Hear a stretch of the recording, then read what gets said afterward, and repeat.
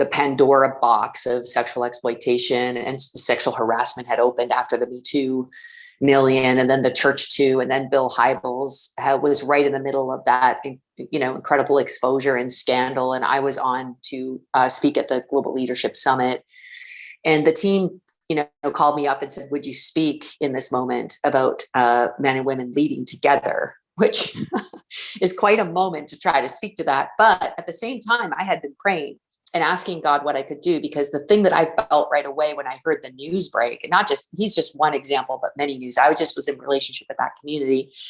But when I heard that news break, I thought immediately the knee-jerk reaction of people, especially male leaders, is going to be to distance themselves from women. And that seems to be the knee-jerk reaction of all this news, is like the problem must be segregation, right? The problem must be distance and disconnection.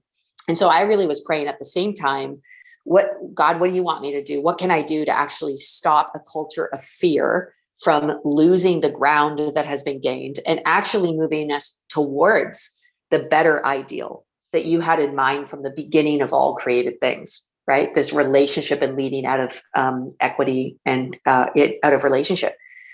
So really the book origin is me standing on a stage in the midst of the, worst kind of news, and all of these people leaning in from around the world saying, okay, what do we do now?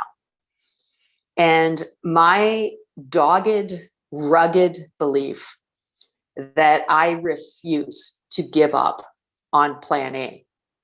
And this is, it's insane. And on one level, it's completely insanity based on all of my work with sexually exploited women, based on all the abuse stories I've heard, based on all of even my own background.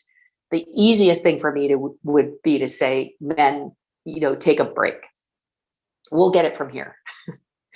Like, your track record up until this moment leads me to believe that you are not a worthy partner.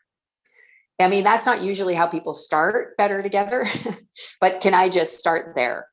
And then even in recent months, at my recent church in Canada, a leader that I highly esteemed and who disguised himself as a women's empowerment person was accused of harassment. And I resigned from that church. And we've been through all of the ringer and then just all of these survivors of clergy sexual abuse have come from it's remarkable. And so it has literally taken me all the faith I can muster to say, actually, God's original purpose for a shared leadership of the earth is what I'm hanging on to. This is God's design. So no wonder it's under attack, but also I am going to hold out for this answer to how we're all supposed to lead.